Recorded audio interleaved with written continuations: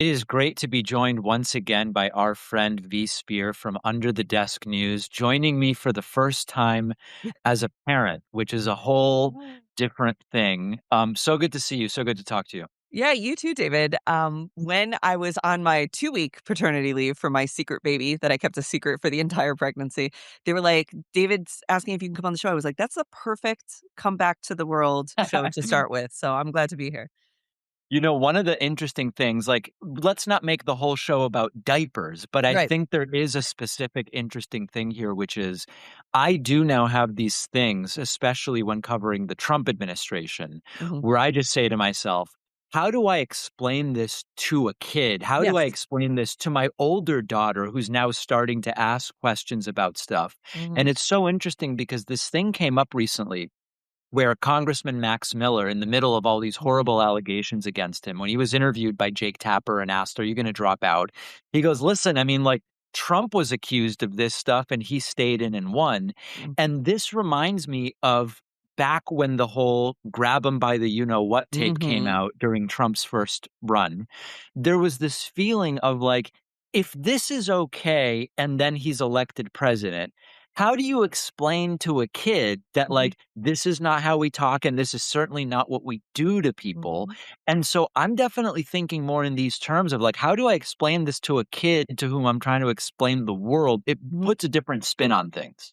It certainly does. The thing that I tell my now 2-week-old daughter, which is I think she can hear me and understands, is that I will only surround her with safe people. There are unsafe people, but we're only gonna have safe people around you, and the people that come into the house and that we're friends with, we're like, "This is another safe person, this is a good person," and those are the expectations. When some people in my life knew that we were having the baby, and when they found out it was a girl, they were like, "Oh, bringing a girl into this world." I was like, "Well, okay, well, she's already I mean, yeah, like, we're gonna do it, so I can't just, like, give up and be like, "The world is horrible. Sorry, you're a girl. Everything's disappointing."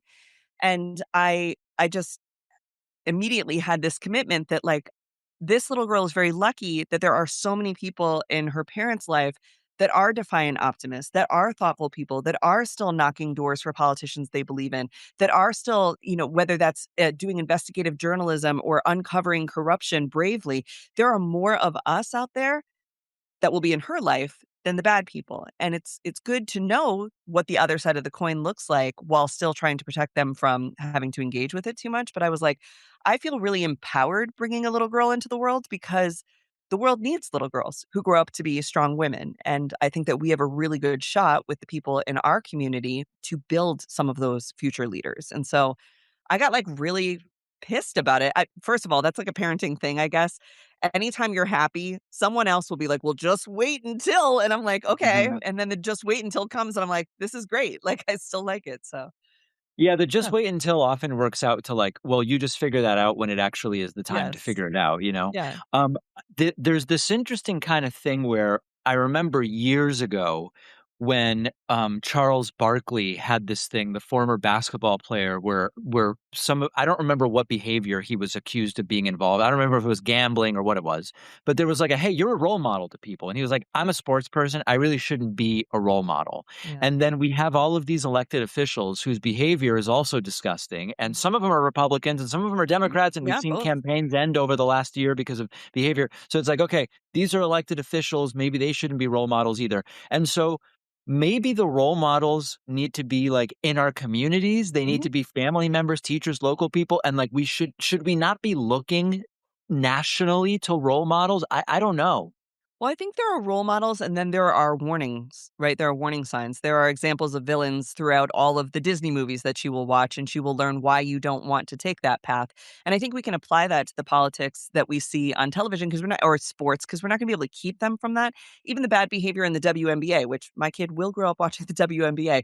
She's gonna have times where she's, like, really awe-inspired by the women that are playing this sport and doing so well and getting the brand deals and probably will like watching them with their outfits when they walk in for the day and, all of these different opportunities, and then she's also going to know that there were a couple of washed up former male NBA players that now want to play on the women's team to try and poke fun at trans people, and how silly and stupid and loser behavior is that? And that's icky, and we would never treat people like that, right?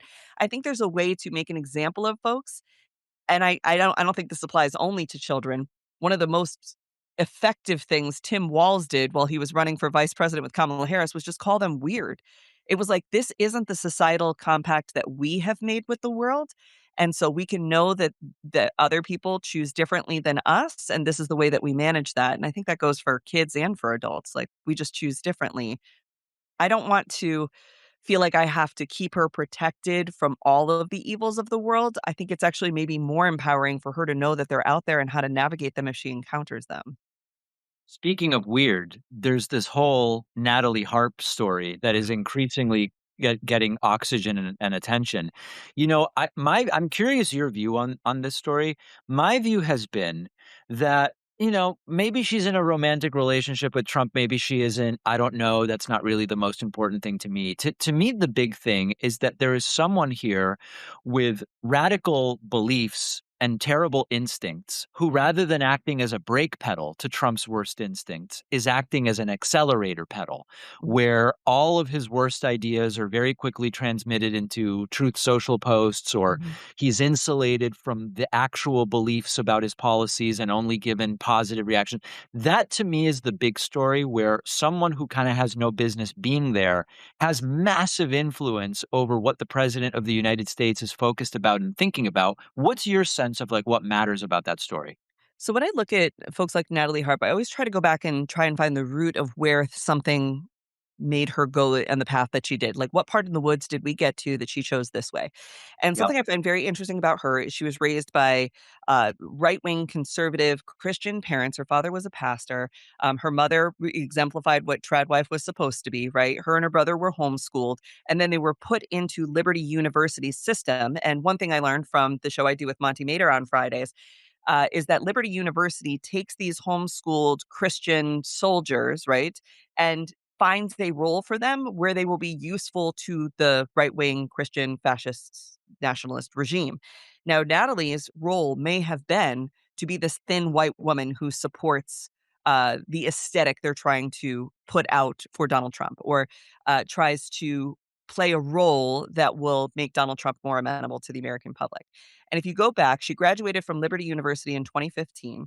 Right around that time, she claims to have been diagnosed with stage 2 bone cancer. She has not been able to really provide evidence towards what was going on there. And she claims that in 2017, Donald Trump's let them try legislation that allows for clinical trials for people who are given a terminal diagnosis saved her life, and that she got some life saving clinical trial for this bone cancer thing.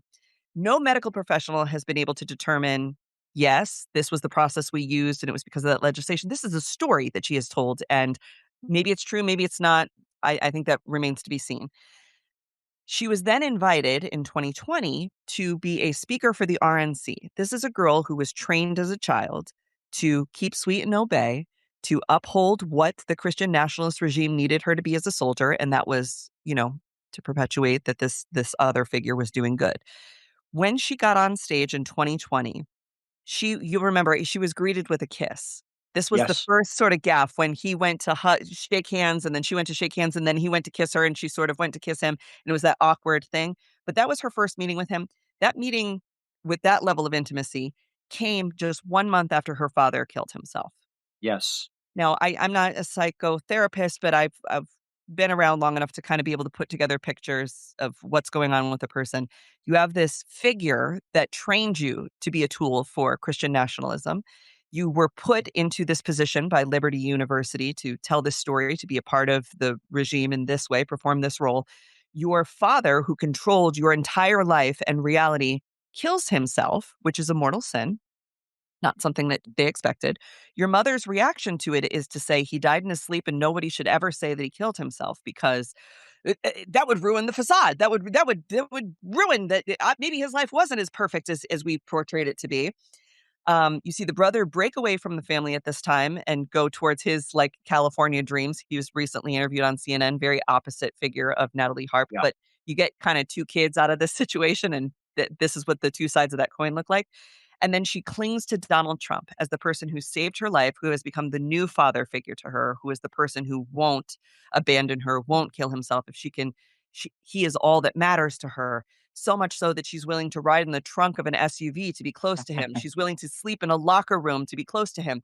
This is her new prophet. And that is what I think of the Natalie Harp situation.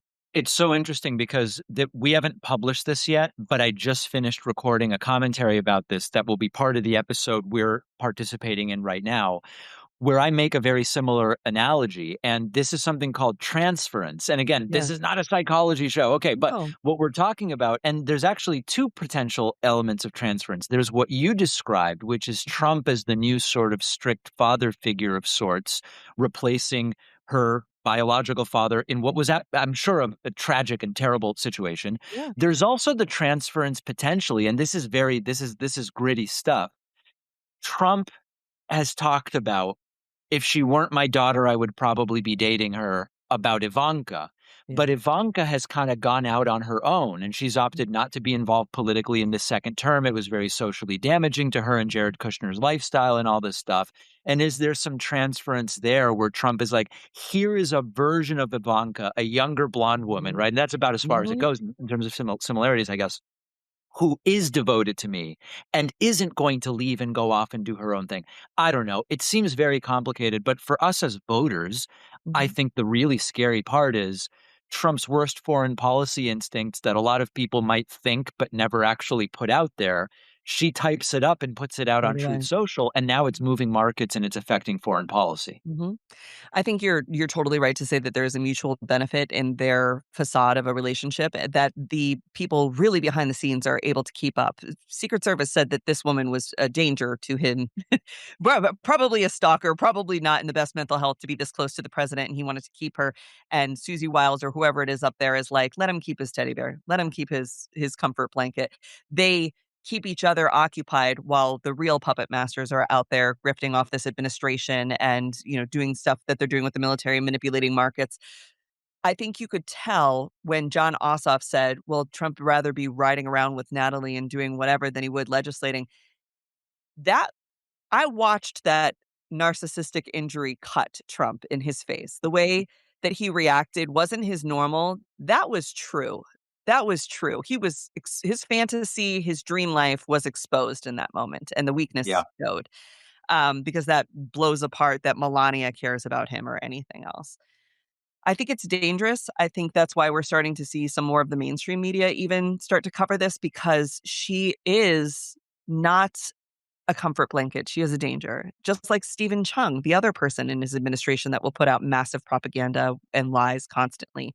I don't know Who has what attacked me, gets out of it. actually. Chung has attacked me Has on he? Twitter. Yeah. Sort of a badge of Oh, honor, I think. But you know what? I might be one step closer to getting on that list that you and Brian are on now. Now that I'm on your show, I might be on the leftist terrorist watch list. I hope so. oh, We gotta dear. see. It's a badge of honor now. Well, it isn't, that kind of gets to this broader situation where I it seems that 2028 will be the first presidential election, especially for the left side of the political spectrum, where the creator space is going to play a bigger role. And we are on the radars, so to speak, of a lot of these right wingers, which I just, it was starting to happen in 24, definitely was not the case in 2020.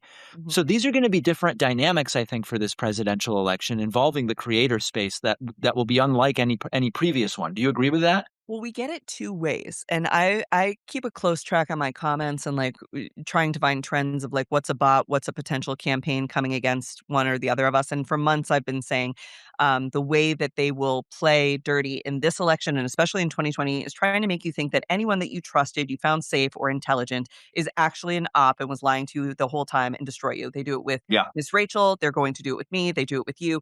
Anybody that you think you can relax around and just enjoy conversation with or learn from, the anti-intellectual side of the world is going to knock that out. And that it will not be just the right-wing provocateurs. It is people posing as leftist bots or leftist tankies in my comments, and things also being like, you're not a real leftist. You're not a real Democrat. You're not actually for the people. You're a capitalist shill. You're a neoliberal op. You're all these different types of things. The right wing is creating left wing accounts to make it seem like there's all this division on the left side of the party, when in fact, I think we are more coalesced than we've been in a very long time. And I think that's That's exemplified interesting. by So these a couple things. primaries. I have a couple thoughts on that. One, I do think there are some important divisions on the right and the left right now, Mhm. but they are mostly theoretical with regard to the next stop on the bus, so to Right. speak. Because there are communists out there, like Sure. genuine, like we want, but they're not about to take over American government or the US Senate or anything. So my argument has been like, hey, I'm not a communist, but we can have that debate, but let's not get confused what we're debating. Communism is not about to take over the United States government. Not That's even number close. one. Yeah. The As other thing AOC that said, we can't even get, the minimum wage up from 7.25 in the last 20 years. Communism is not coming anytime soon. That's right. So I think that that's one aspect to this. I think the other aspect to this, and I write about this to a degree in my new book, is that the stuff that does really well in the algorithms is what generates an emotional response, ideally fear or anger, Mhm, and very clearly delineates villains or scapegoats that you mhm, can point to. mhm, And the reason that a lot of the right's messages lend themselves better to that, because when you go, abortion is murder and everyone should be in jail. You're immediately creating, it's a simple message. It gets mhm. people afraid or angry, and you're creating a whole bunch of villains that you could go, these are the people. Right. We on the left tend to talk a little less in those terms. And Mhm, what these kind of like bots and astroturf conversations do is they try to apply that emotional language to the left to mhm. get people triggered in that same way. So my view is the only defense against this is understanding that it's going on. Yes, it's definitely part of it. And then also something we talked about on the Friday show with Monty is this lack of deconstruction that's happened with the last 20 years of Christian nationalist education, homeschooling, and this sort of preparations that the right has made with their youth to become moral police, to become people who are constantly contrarian. And there was a creator at Only Petty who said the far left is desperate for their own Rush Limbaugh because that's what their parents listened to when they were growing up, and they are just as susceptible to the brainwashing. So I think we have to be careful across the board when it comes to whether it's radio hosts, streamers, TikTokers, whatever it's going to be, that it's not an all or nothing game, and that accountability is not, if we're constantly always only holding each other accountable through call out content and dogpiling online, that is not translating to votes. That's not translating to power in the real world. In the 2-week paternity leave that I took, which was all I could do, was I being offline, I was like, "Wow, all of this stuff that I concern myself with during the day, the threads, conversations, the comments, the streams, the TikTok scrolls, quite literally none of this is showing up in my daily life." And I had a meeting with my local state senator, Jeremy Cooney, who had no idea what I was talking about with half the stuff that I was saying. We talked to Amanda. She was on tour doing the Y'all Vote in the South stuff. The people who are showing up to the town halls and to the Y'all Vote trainings have no idea what I'm talking about when I say like this, that, and the other about a streamer. And Yeah. so I was like, I have to relieve myself of the discourse of what's happening on the internet and try to constantly recenter myself every day to what is the truth? What is an actual critical feedback I can take about the work I'm doing to improve it? Where do we need to be showing up in real life? How much of this is AI generated opinion and manufactured consensus? And what is going to translate to votes that put Democrats into office so that we can rein in this president and our march towards fascism? We can either do 2 more years of Trump, or we could do until November. And then some of these progressives who are getting voted in and younger members of Congress are saying, we'll go for impeachments. We'll go for trials. We'll go for getting money out of politics. But we have to be able to separate the ego, like I call it having ego resilience. I have to have ego resilience in the work I do online to actually be able to show up in person and not be super nervous that like, "Oh my god, do all these people know that I was getting canceled the other day for not supporting North Korea by by some campaign?" And I'm like, they're like, "I have no idea what you're talking about." They don't know what a Fed is. I'm like, "Well, I got called a Fed for not supporting North Korea." They're like, "What are you even what?" Normie people out in the world trying to pay their bills have no idea what's going on online. And so Yeah, sometimes that's hard and for me to navigate. this manifests in a lot of ways. I mean, thinking back to 2020, if you only looked online, you would have thought, "Oh my god, Bernie Sanders has got this nomination in the bag." Yes. I'd say this as a supporter of Bernie Yeah. Sanders. But the reality was that there were a lot of just not bots, real Yep. people who were going to work in Michigan and going to work wherever, where they were like, "Yeah, I'm more of like a Biden guy." And you know, I think it's really important to sometimes take a step back from the online spaces we occupy, which can feel so real. And I think that that is an important message. We've been speaking with V Spear from Under the Desk News. Always good to talk to you. Congratulations Thank you. on becoming a parent, and it's only starting. Just you just wait until you see what's 6 months ahead. I feel really excited about it and optimistic about it, and not to be all trad wife about it, but having a baby is really cool. It's been quite fulfilling, and I have thoroughly enjoyed it. So, yay for working moms. All We'll right, we'll see you talk guys. to you soon. Great to see you. Thanks, David. Bye. Bye.